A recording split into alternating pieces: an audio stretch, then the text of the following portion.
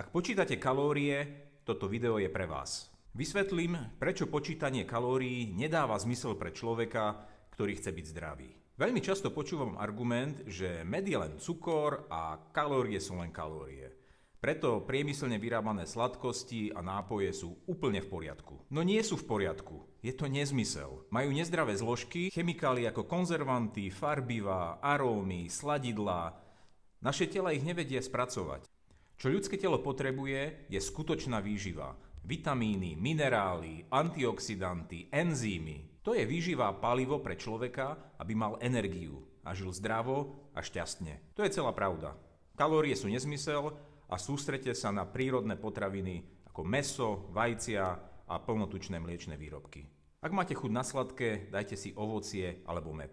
Ja som ich skombinoval a miešam med so šípkami a zázvorom pre silnú imunitu alebo čierna jarabina a čierna rýbezľa pre silnú dávku antioxidantov.